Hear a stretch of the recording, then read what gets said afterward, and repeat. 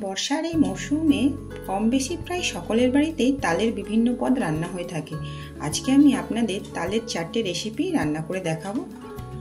নমস্কার বন্ধুরা, আমি মোনালিসাস কিচেনে আপনাদের সবাইকে স্বাগত জানাই। তো চলুন আমরা বানিয়ে ফেলি এই রেসিপিগুলি। দেখুন এখানে আমি তাল নিয়েছি, তালগুলো কিন্তু বেশ সুন্দর দেখতে। এরপরে তালগুলোকে খুব সাবধানে তালের ওপরের অংশটা ছাড়িয়ে দেওয়ার পরে, যেহেতু তালটা খুব পাকা সেহেতু দেখুন এই কালো অংশগুলো আমার খুব সহজেই ছাড়ানো হয়ে যাচ্ছে। তালগুলো অবশ্যই পাকা দেখে নেবেন, তাহলে তালের এই যে কালো ছালগুলো ছাড়াতে প্রচণ্ড সুবিধা হয়। এরপরে তালের যে 3টে বীজ আছে সেগুলোকে দেখুন আমি খুব সহজেই আলাদা করে ফেলেছি। তালটা সম্পূর্ণ পরিষ্কার হয়ে গেছে। এবার সামান্য জল দিয়ে আমরা কিন্তু এই তালটাকে, যে তালের আঁটিগুলো রয়েছে সেগুলোকে ভালো করে চটকে নেব।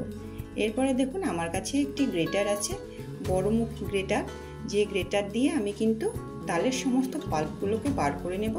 এবং তালের যে শিরা উপশিরাগুলো আছে সেগুলো কিন্তু দেখুন খুব সহজেই এই পিঠে থেকে যাবে এবং তালের যে মাড়িটা সেটা কিন্তু নিচে পড়ে যাবে।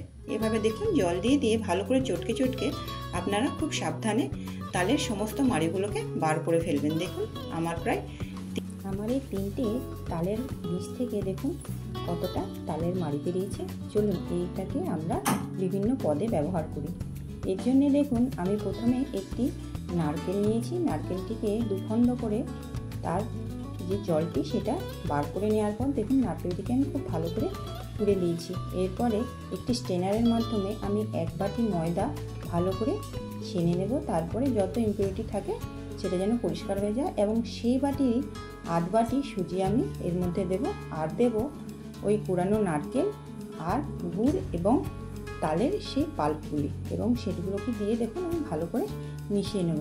এখানে যেহেতু আমি গোপাল ঠাকুরের জন্য রান্নাটি করছি তাই নুনের ব্যবহার করলাম না, আপনারা চাইলে সামান্য 1 চিমটে নুন ব্যবহার করতে পারেন।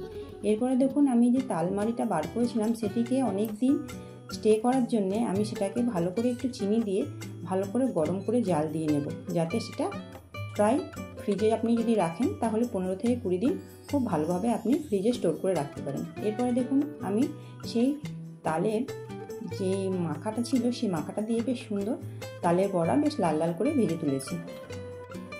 গরম তেলে এইভাবে হাতের সাহায্যে ছোট্ট ছোট্ট বড়ার আকারে আপনি তেলের মধ্যে এই তালের বড়াগুলোকে ছাড়বেন এবং লাল লাল করে ভেজে তুলবেন। দেখুন কি সুন্দর ভাজা ভাজা হয়েছে এবং দেখতেও খুব সুন্দর হয়েছে, খেতেও অবশ্যই খুব ভালো। এরপরে দেখুন আমি যে তালের মাড়িটিকে ফুটিয়ে রেখেছিলাম সেটা দিয়ে আরেক দিন আমি বেশ সুন্দর করে তালের বড়া কিন্তু ভেজে তুলেছিলাম। সেটারও রেসিপি কিন্তু আপনাদের সঙ্গে আজকে শেয়ার করলাম। দেখুন খুব সহজেই কিন্তু ছোট্ট ছোট্ট বল আকারে আমি তেলের মধ্যে তালের সেই মিশ্রণটিকে দিচ্ছি এবং কি সুন্দর ছোট ছোট দিলেও কি সুন্দর কিন্তু দেখুন ফুলে উঠেছে। এবং আমি আপনাদের দেখাচ্ছি যে এটি খেতে বাইরে থেকে মুচমুচে হলেও ভেতর থেকে খুব নরম। বড়ার মজা কিন্তু ছোট বাচ্চারাও নিতে পারবে এবং বয়স্ক বৃদ্ধ মানুষরাও কিন্তু এই বড়াটিকে উপভোগ করতে পারবেন।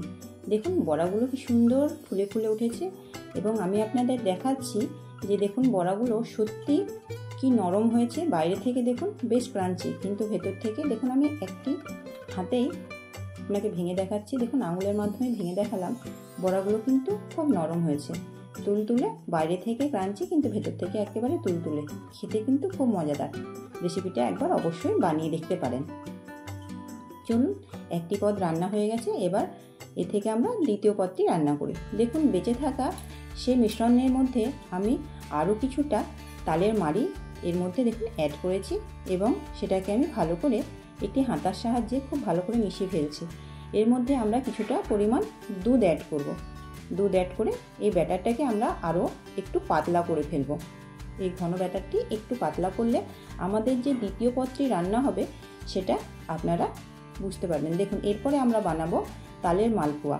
তো তালের মালপোয়া বানানোর জন্য আমরা ব্যাটারটিকে কিন্তু একটু পাতলা করে ফেলেছি। এরপর দেখুন 1 হাতা করে আমি সেই গরম তেলে সেই মিশ্রণটিকে ছাড়াতে দেখুন কি সুন্দর মালপোয়াগুলো ফুলে ফুলে উঠছে। এইভাবে দেখুন উল্টে পাল্টে বেশ সুন্দর লাল করে আপনারা তুলে ফেলবেন। দেখুন কি সুন্দর মালপোয়াগুলো ভাজা হয়ে গেছে। এভাবেই আমি আরও কয়েকটা মালপোয়া ভেজে তুলব। এই রেসিপিগুলো কিন্তু খুবই সহজ, ভালো লাগলে অবশ্যই ট্রাই করার অনুরোধ রইল। দেখুন আমাদের মালপোয়াগুলো কিন্তু বেশ সুন্দর তৈরি হয়ে গেছে। এরপরে চলুন আমরা আরেকটি পদ রান্না করি। এর জন্য আমরা একটি কড়াইয়ে সেই তালের পাল্পগুলো অর্থাৎ তালমাইটা নিলাম এবং এক মুঠো আমরা নারকেল কোড়াটা দিয়ে সামান্য একটু চিনি দিয়ে এটাকে নাড়চার করতে করতে আর সামান্য দুধ দিয়ে এটাকে ফুটিয়ে একেবারে ঘন করব। এটা আমরা বানাচ্ছি তালের ক্ষীর। এই তালের ক্ষীর আপনি তাল লুচি কিংবা নর্মাল লুচির সঙ্গেও খেতে পারেন। এটা গোপাল ঠাকুরের একটি প্রিয় পদ। দেখুন নাড়তে নাড়তে আমাদের এই তালের মাড়িটা কতটা ঘন হয়ে এসছে। দেখুন এইভাবে করতে করতে আমরা কিন্তু তালের একটা ক্ষীর বানিয়ে ফেলেছি। অবশ্যই এই রেসিপিটা একবার ট্রাই করে অবশ্যই দেখতে পারেন। দেখুন আমি আপনাদের সার্ভ করে দেখালাম কি সুন্দর ঘন হয়েছে তালের ক্ষীরটি। চলুন এরপরে আমরা আরেকটি পদ অর্থাৎ আমাদের যে শেষ পদ সেটা আপনাদের রান্না করে দেখাই। এখানে দেখুন আমি আটা মাখার ভিডিওটি করতে ভুলে গেছিলাম, তাই এখানে কিন্তু আমি নর্মাল আটা নিয়েছি। আটার মধ্যে আমি তালমাইটিকে দিয়ে ভালো করে মিশ্রণ তৈরি করে আটা যেরকম মাখা হয় সেরকম একটু শক্ত শক্ত লুচির মতো আটা মেখেছিলাম। এর জন্য কিন্তু বাইরে থেকে কোনো জল আমি অ্যাড করিনি। এরপরে দেখুন এখানে লুচিগুলোকে আমি সুন্দর করে ভেজে তুলব। দেখুন আমাদের 4টি রেসিপি এখানে কিন্তু তৈরি হয়ে গেছে। দেখুন লুচিগুলো কি সুন্দর ফুলে উঠেছে। ভিডিওটি যদি ভালো লেগে থাকে ইউটিউব থেকে দেখা দর্শকেরা অবশ্যই লাইক, শেয়ার, সাবস্ক্রাইব করবেন এবং বেল আইকনটিকে প্রেস করবেন। আর ফেসবুক থেকে দেখা বন্ধুরা কিন্তু জানাতে ভুলবেন না রেসিপিগুলো আপনাদের কেমন লাগলো এবং আমার প্রোফাইলটিকে ফলো করার অনুরোধ রইল। দেখুন আমি আমার গোপাল ঠাকুরের জন্যে সমস্ত পদগুলি রান্না করেছিলাম, সেটি আমার গোপু সোনার জন্যে আজকে পরিবেশন করেছি এবং আপনাদের সামনে উপস্থাপন করেছি। ভালো থাকবেন, সুস্থ থাকবেন। আবার দেখা হচ্ছে নতুন একটি ভিডিওতে মোনালিসাস কিচেনে।